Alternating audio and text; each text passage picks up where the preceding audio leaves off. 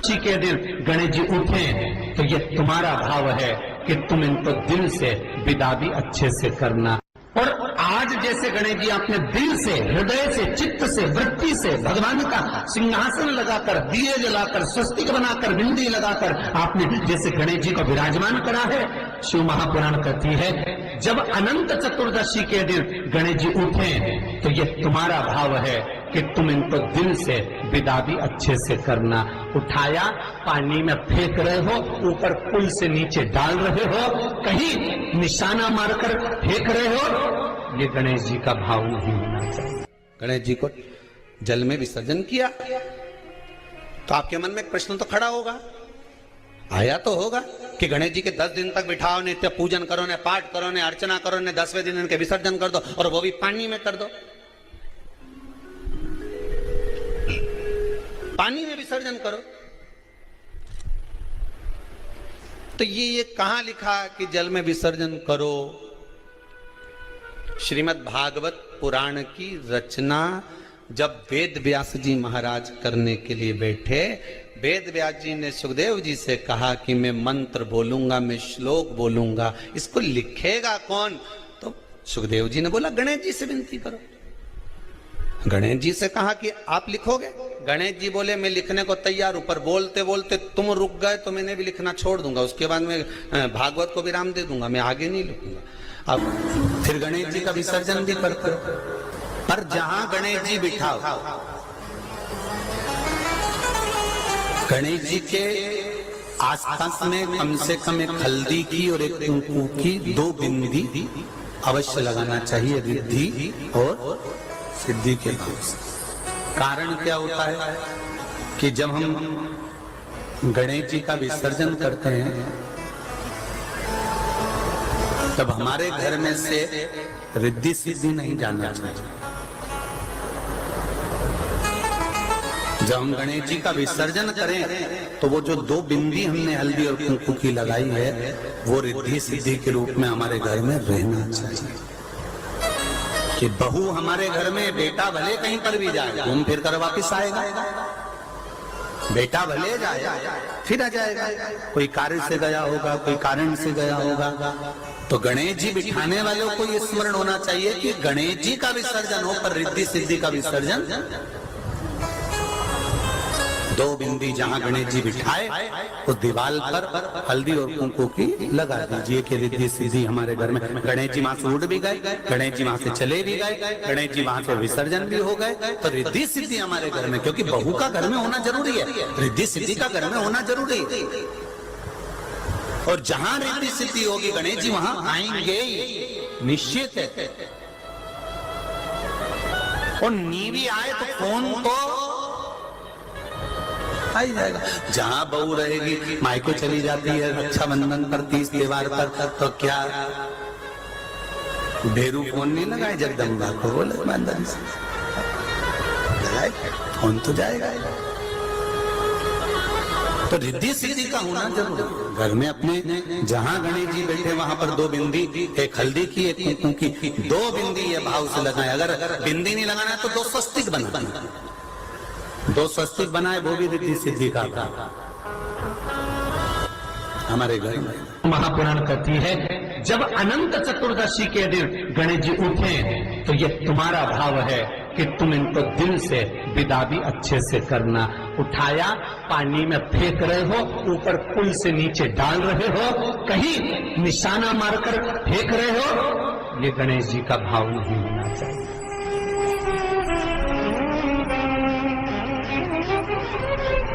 मैंने दिल्ली की दशा देखी है। एक बार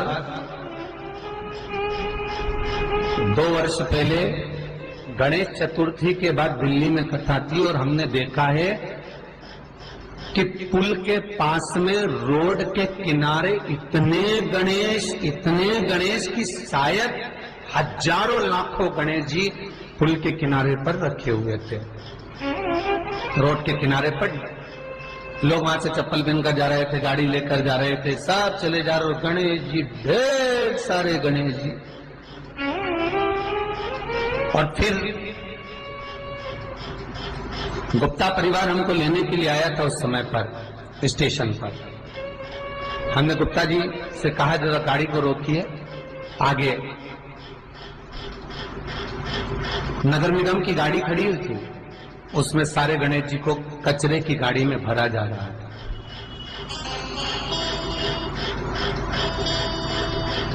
और विचार करो, 10 दिन पूजन करे हो और बाद में कचरे की गाड़ी में भेज देते हो तो तुमको उसका फल मिलेगा। दिल से करना, ईमानदारी से आपकी चित्तवृत्ति में धारण करता। थोड़ा बुरा लगेगा आपको, आपकी कथा में लग जाए,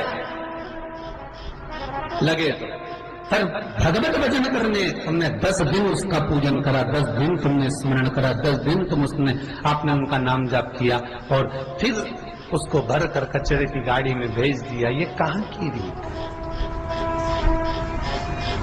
बहुत ध्यान देना। शिव महापुराण ये नहीं कहती, गणेश पुराण ये नहीं कहती कि तुम इतना बड़ा गणेश बिठाओ। गणेश पुराण ये नहीं कहती कि तुम बहुत बड़े गणेश जी बिठाओ। गणेश पुराण ये नहीं कहती कि तुम बहुत विशालतम गणेश जी का निर्माण कर कर उसको विराजमान करो। गणेश पुराण, शिव महापुराण ये नहीं कहती कि तुम इतने बड़े भी गणेश जी जो तुम्हारे पास में रखने की जगह ना हो, विसर्जन की जगह ना हो, तो ऐसे गणेश को घर में ना बिठाएं। शिव महापुराण तो यहां तक कहती है, गणेश पुराण तो यहां तक कहती है कि एक गोल सुपारी के लिए अगर गणेश जी बनाकर तुमने पूजन कर कर उसको भी जलाशय में विसर्जन कर दिया, नहीं कर सकते। किसी पेड़ के नीचे खड्डा खोद कर उसको रख कर उस पर पानी डाल दिया, वो भी विसर्जन माना जाएगा। पर रोड के किनारे पर रखकर उसका अपमान करो, ये शास्त्र नहीं कहते, ये वेद और पुराण नहीं कहते।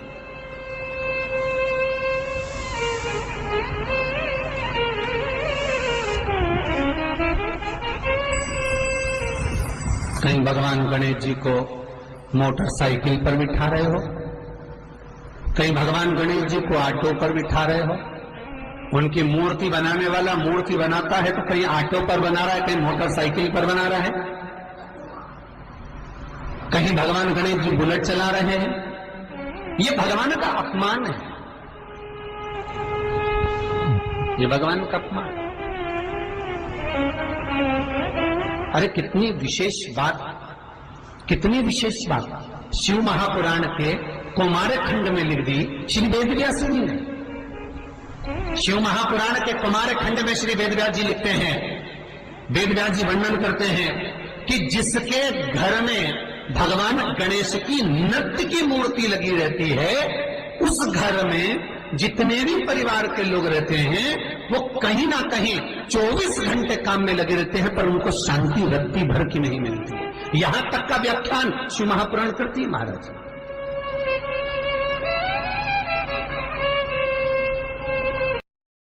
हिंदी नहीं, ये रिद्धि और सिद्धि हैं, बहुएं हमारे घर में रह जाए। गणेश जी महाराज हमारे घर में आ गए। गणेश जी की सबसे पहली जो आरती हो, उस आरती के समय पर अगर धूप बत्ती जलाई जाए या गोबरी को जलाकर उसमें गूगल छोड़ी जाए और गूगल छोड़ने के बाद गणेश जी का नाम ध्रुम वर्ण कह दिया जाए, तो गणेश जी को तुम्हारे घर की पूजा स्वीकार करना पड़ती है। बस वो समय हम जानते, हम तो बस उतना जानते हैं कि शिव महापुराण में लिखा और मुद्गल पुराण में लिखा, गणेश पुराण में लिखा, गणेश जी का एक नाम होता है ध्रुम वर्ण। क्या नाम है? ध्रुम वर्ण गणेश जी का एक नाम होता है। जब हम धूप जलाकर और धूप लगाने के बाद में गणेश जी की सबसे पहली आरती करने के पहले अगर हम सबसे पहली आरती गणेश जी की कर रहे हो, अपने घर में स्थापना कर रहे हो, बिठा रहे हो, और तुम चाहते हो कि गणेश जी मेरे घर में आके मेरी पूजा को स्वीकार करें और जो मांगू मेरा गणेश मुझे दे 10 दिन के अंदर, तो पहला नाम लेकर पुकार लेना ध्रुम वर्ण विनायक, बैठो, बस काम हो गया। वो फ्री होकर आता, वो बैठता अलमस्तता में बैठ। कहां चढ़ाते हैं दुर्बा? गणेश जी का जो दांत टूटा है उस दांत की ओर गणेश जी को दुर्बा समर्पित करी जाती है। अभी गणेश जी विसर्जन हुए, गणेश जी को जल में विसर्जन किया, तो आपके मन में एक प्रश्न तो खड़ा होगा, आया तो होगा कि गणेश जी के 10 दिन तक बिठाओ, नित्य पूजन करो, ने पाठ करो, ने अर्चना करो, ने 10वें दिन इनके विसर्जन कर दो और वो भी पानी में कर दो। पानी में विसर्जन करो। तो ये कहां लिखा है कि जल में विसर्जन करो? श्रीमद् भागवत पुराण की रचना जब वेद व्यास जी महाराज करने के लिए बैठे, वेद व्यास जी ने सुखदेव जी से कहा कि मैं मंत्र बोलूंगा, मैं श्लोक बोलूंगा, इसको लिखेगा कौन? तो सुखदेव जी ने बोला गणेश जी से विनती करो। गणेश जी से कहा कि आप लिखोगे? गणेश जी बोले मैं लिखने को तैयार हूं, पर बोलते बोलते तुम रुक गए तो मैंने भी लिखना छोड़ दूंगा, उसके बाद मैं भागवत को विराम दे दूंगा, मैं आगे नहीं लिखूंगा। अब वेद व्यास जी बड़े चक्कर में पड़ गए, क्या करें? तो गणेश जी से कहा मेरे श्लोकों में कुछ गड़बड़ी हो सकती है, उसमें से गलती को छांटना पड़ेगा, फिर लिखना पड़ेगा। कितना सुंदर संबोधन श्री वेद व्यास जी ने कहा कि मैं जो श्लोक बोलूंगा आपको लिखने के लिए है, उसमें मैं कुछ गलती करूंगा, लिखना है। क्यों कहा वेद व्यास जी ने ये बात? गणेश जी भगवान है, वेद व्यास जी कहते हैं मैं तो संसारिक मनुष्य हूं ना, गलती तो कर सकता हूं। गलती कौन करता है? जम के बोलो भगवान गलती करता है क्या? नहीं, गलती कौन करेगा? मनुष्य। गलती मानव करेगा, गलती मनुष्य करेगा।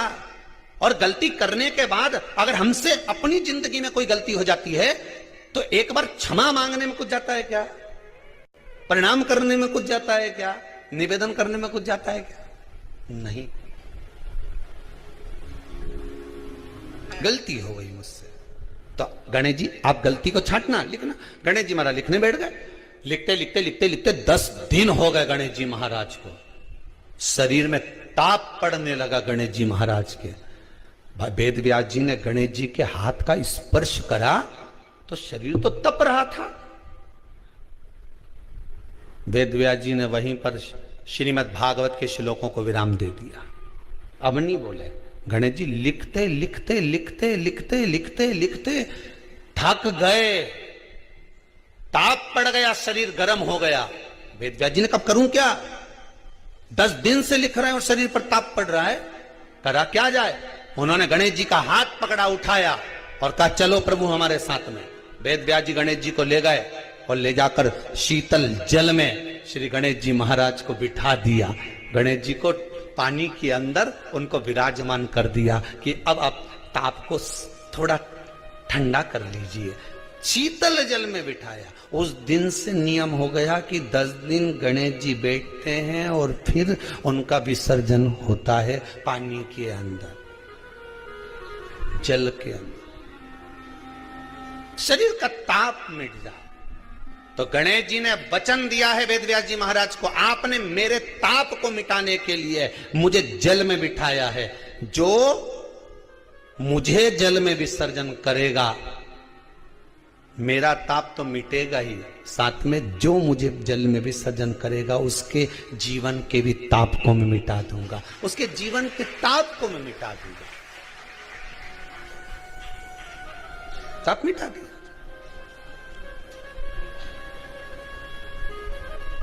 पर करो गणेश जी का विसर्जन, मना नहीं है वो, पर अच्छे से करो रे हो। अब मैं छोरा छोरियों तो निशाना लगा है, वो हमारा गणेश जी जई दिया, वो हमारा सबसे आगे पहुंचा तो इधर वाला ने इधर से फेंका, हो गया। ये हमारे धर्म की हंसी उड़ा रहे हैं। शिव को और गणेश को बेलपत्र शमीपत्र समर्पित होता है। आपको कथा में वर्णन किया था 33 कोटि देवताओं को भले बेलपत्र नहीं चढ़ेगा, पर 33 कोटि देवताओं को शमीपत्र चढ़ता है। और उसमें एक गणेश जी महाराज और एक बाबा भोलेनाथ, इन दोनों को शमी समर्पित होता है। कथा में पहले भी वर्णन किया, आज फिर आपको समझ लेना बहुत अच्छे से। जो आपको करना है रिद्धि सिद्धि पाने के लिए, संपदा को बढ़ाने के लिए। शिव महापुराण की कथा कहती है और गणेश चरित्र अपन श्रवण कर रहे हैं, जिसके घर में संपदा की कमी पड़ती हो, बीमारियां ज्यादा फैल रही हो, बहुत कष्ट हो महाराज, बहुत ज्यादा दुखी हो महाराज, कोई काम नहीं बन रहा, बहुत तकलीफ में हो, तो शमी पत्र, शमी की पत्ती, जहां गणेश जी का स्थान है वहां पर 5 शमी पत्र 5 समर्पित करें और शंकर जी के ऊपर 3 शमी पत्र समर्पित करें। बहुत ध्यान देना, 5 शमी पत्र जहां गणेश जी का स्थान है शिवलिंग में, वहां समर्पित करें। 3 शमी पत्र शिवलिंग के ऊपर समर्पित करें। एक शमी पत्र शंकर जी की चौखट पर लेफ्ट भाग में, जाते समय आपका उल्टा हाथ, जब मंदिर से निकलो तो उल्टे हाथ पर लेफ्ट भाग में शंकर जी की चौखट पर समर्पित करें एक शमी पत्र। और महाराज का दिया जहां लेफ्ट भाग में आपने शमी पत्र रखा है, मंदिर में ना दिया लगाकर बाहर की ओर जहां शमी पत्र रखा है उसके ठीक साइड में एक घी का दिया लगा दीजिए। केवल गणेश चतुर्थी से लेकर अनंत चतुर्दशी तक गणेश पुराण कथी है, भगवान गणेश जी का मोर ध्वज का, मयूर ध्वज गणेश का नाम लेकर जो ये दीप शमी पत्र चढ़ा देता है, उसके घर से कभी रिद्धि सिद्धि नहीं जाती, वैभव प्रतिष्ठा नहीं जाती। कर कर देखना अगले साल तक आपका व्यापार कितना चलता है, हमको बताना जरूर। करके देखो एक बार। गणेश पुराण का, शिव महापुराण का यह प्रसंग करिए, जीवन में उतारना। चतुर्थी से लेकर अनंत चतुर्दशी तक गणेश जी का मूल स्थान। आपको गणेश जी की मूर्ति पे चढ़ाने का नहीं बोल रहा। क्यों नहीं बोल रहा है? क्योंकि गणेश जी की आप प्रतिष्ठा करोगे तो वो टेम्परेरी है, 10 दिन के लिए कर दिया, फिर वापस विसर्जन कर दिया। पर जहां शंकर मंदिर में बैठ गए, शिवलिंग स्थापित हो गया, वहां ना जाने कितने समय से शंकर की आराधना हो रही है, वहां गणेश जी सदा विराजमान है। और देखो ये 10 दिन में अगर आपने शमी पत्र बिल्कुल मन से समर्पित करा है ना, तो मेरा विश्वास कहता है, शिव महापुराण का, मेरे बाबा विश्वनाथ की कृपा कहती है, मेरा मन कहता है 10 दिन के अंदर आप शमी चढ़ाएंगे ना तो कुछ ना कुछ अच्छी की प्रियता है दुर्वा। क्या प्रियता है? दुर्वा। कितनी दुर्वा गणेश जी को समर्पित करी जाती है? मात्र 5। कितनी?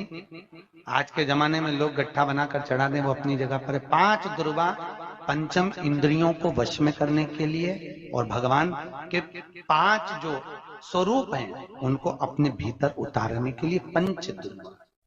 और दुर्वा में भी 3 गांठ। जब दुर्वा समर्पित करी जाती है तो उसमें नीचे दुर्वा की डंडी पर गांठ रहती है, 3 छोटी छोटी गांठें होना चाहिए। कितनी गांठ?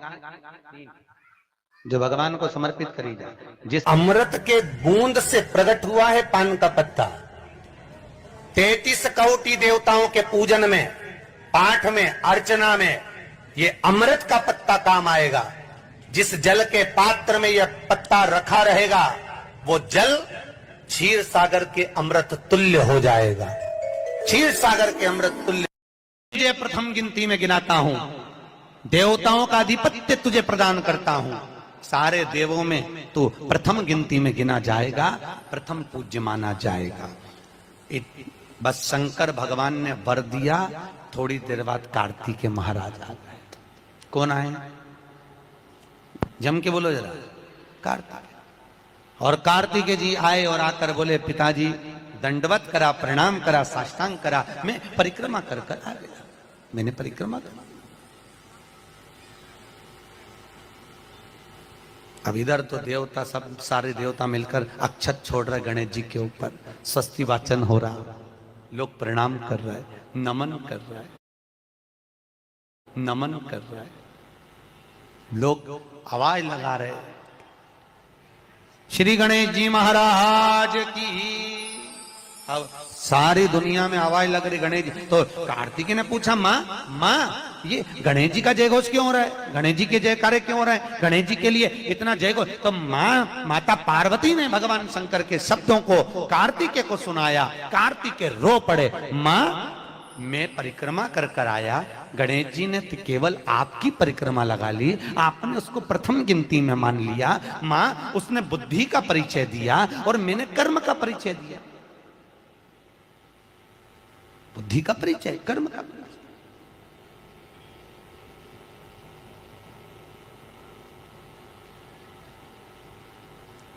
मैंने कर्म कर दिया। महाराज व्यक्ति को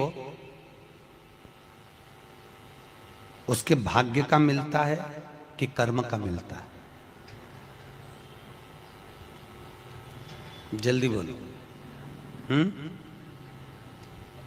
कर्म का आपका क्या विचार है? ये लोग तो बहुत दूर बैठे हैं इसलिए इनसे पूछ ही नहीं दिया हूं।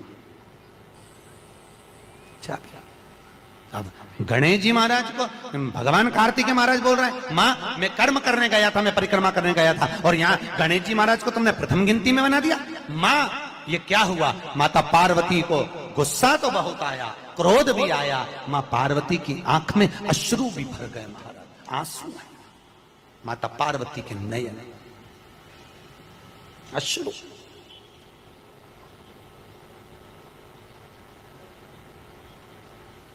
मां खड़ी हो गई। माता पार्वती ने आज खड़े होकर भगवान भोलेनाथ जी से निवेदन करा, आपने अपनी जिंदगी की ये गलती कर दी। क्या गलती? शंकर भगवान पूछ रहे हैं कौन सी गलती? तुमने गणेश जी को प्रथम गिनती में बना दिया, कार्तिकेय भी तो गया था, अगर कुछ थोड़ा सा आशीर्वाद रखना था तो कार्तिकेय के लिए रखना था, पर तुमने केवल गणेश को प्रथम गिनती में बनाया है, ये तुम्हारी गलती है। तो गणेश जी ने परिक्रमा भी तो करी है। माता पार्वती खड़े होकर शंकर भगवान से बोली, भोलेनाथ मैंने अपनी जिंदगी में आपसे कभी कुछ नहीं मांगा, पर आज तुम्हारी यह पार्वती तुमसे एक वर चाहती है। शंकर भगवान ने कहा मांग, तुझे क्या चाहिए? पार्वती कहती है आज के बाद तुम्हारी कभी पूर्ण परिक्रमा ना लगे, आज के बाद तुम्हारी कभी पूर्ण प्रदक्षिणा ना हो, पूर्ण नहीं होनी। कौन ने मांगा? जम के बोलो, पार्वती। शंकर की पूर्ण प्रदक्षिणा माता पार्वती ने कह दिया भोलेनाथ आज के बाद ना हो, क्योंकि तुम भोले हो, तुम्हारे आसपास कोई घूम लेता है, तुम उसको कुछ भी निकाल कर